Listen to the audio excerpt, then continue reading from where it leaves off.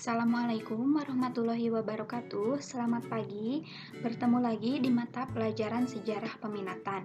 Hari ini kita akan lanjut belajar dan masih di materi bab 1, yaitu tentang manusia dan sejarah.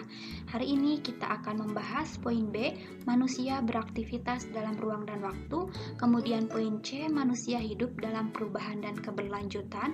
Kemudian poin D, kehidupan masa kini merupakan akibat perubahan di masa lalu. Dan poin E, belajar bertanggung jawab melalui sejarah. Oke, manusia beraktivitas dalam ruang dan waktu. Nah, segala yang dilakukan manusia tidak dapat dilepaskan dari dimensi ruang dan waktu.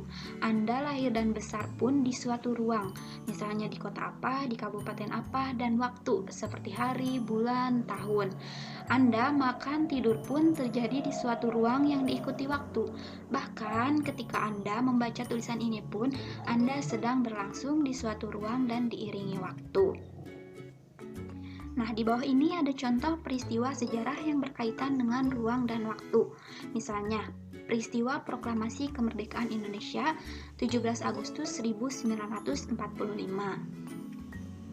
Nah, di sini ada unsur manusianya, ada unsur ruang dan unsur waktu.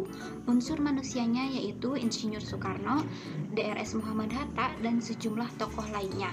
Kemudian unsur ruangnya yaitu di halaman rumah Soekarno di Jalan Pegangsaan Timur nomor 56 Jakarta. Dan unsur waktunya yaitu pada tanggal 17 Agustus 1945. Nah, kemudian ada tugas pertama. Ini harus kalian kerjakan. Nah, melalui gambar peristiwa di bawah ini, coba tuliskan apa saja unsur manusia, ruang, dan waktunya. Nah, kemudian ada tugas 2, ini juga sama, harus diisi. Isilah pada masing-masing kolom peristiwa penting yang pernah Anda alami berdasarkan ruang dan waktu. Oke, selanjutnya manusia hidup dalam perubahan dan keberlanjutan. Nah, kehidupan manusia selalu berubah, mulai Anda lahir sampai tumbuh dan berkembang seperti sekarang ini, menandakan Anda mengalami perubahan dalam hidup. Selain perubahan secara fisik, Anda juga mengalami berbagai pengalaman dari setiap waktunya. Contohnya, ketika Anda belajar membaca sampai mempelajari mata pelajaran tingkat selanjutnya secara berkelanjutan. Jika dikaitkan dengan peristiwa sejarah, maka rangkaian peristiwa sejarah sejak adanya manusia sampai sekarang adalah peristiwa yang berkelanjutan dan berkesinambungan. Sejarah mempelajari tentang kehidupan manusia di masa lalu, maka sejarah merupakan sebuah proses perubahan. Dalam setiap proses perubahan selalu terdapat unsur yang sama, berulang, berbeda-beda, tunggal, serta unik. Dalam ilmu sejarah, proses berkelanjutan dipahami sebagai proses saling mengait antara serangkaian peristiwa dalam sebuah urutan waktu tertentu. Sebuah proses sejarah dikatakan berkelanjutan karena ia dapat mempengaruhi peristiwa sejarah lainnya.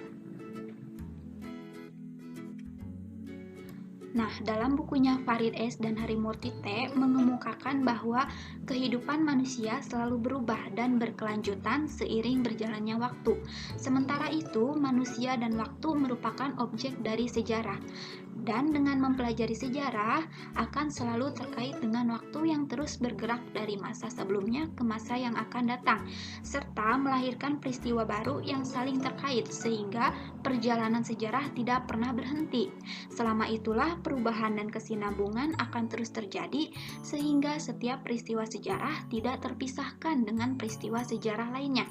Oleh sebab itu, mempelajari sejarah bukan berarti mempelajari sesuatu yang sia-sia, melainkan mempelajari sesuatu yang dapat dijadikan sebagai gambaran bagi kita untuk bertindak di masa sekarang dan untuk mencapai masa depan yang lebih baik. Selanjutnya, kehidupan masa kini merupakan akibat perubahan di masa lalu.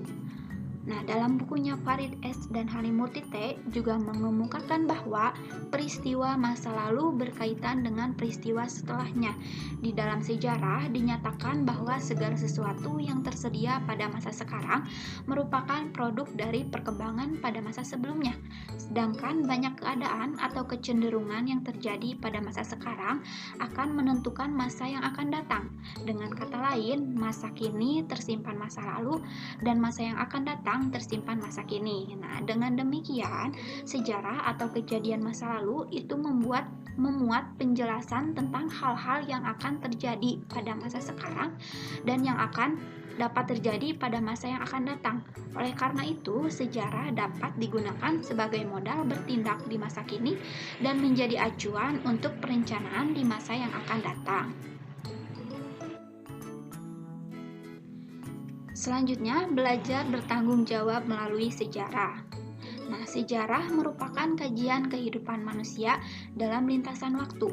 Apabila kita renungkan, semua hal yang kita lakukan di masa lalu memiliki pengaruh terhadap kehidupan di masa kini. Begitu pula kehidupan masa kini akan berpengaruh untuk hari esok. Nah, kegagalan di masa lalu bukan untuk diratapi, akan tetapi dijadikan bahan evaluasi untuk direnungkan apa saja yang menjadi kegagalan di masa lalu. Dengan evaluasi dan solusi-solusi yang nyata, niscaya hari ini akan lebih baik dari hari sebelumnya, dan hari esok akan jauh lebih baik dari hari ini. Begitupun dengan kesuksesan di masa lalu untuk kita jadikan inspirasi membangun kembali kesuksesan di masa yang akan datang. Hal tersebut merupakan salah satu upaya bertanggung jawab melalui sejarah. Oke, sampai di sini dulu pembelajaran kita hari ini. Sampai jumpa di pembelajaran selanjutnya. Wassalamualaikum warahmatullahi wabarakatuh.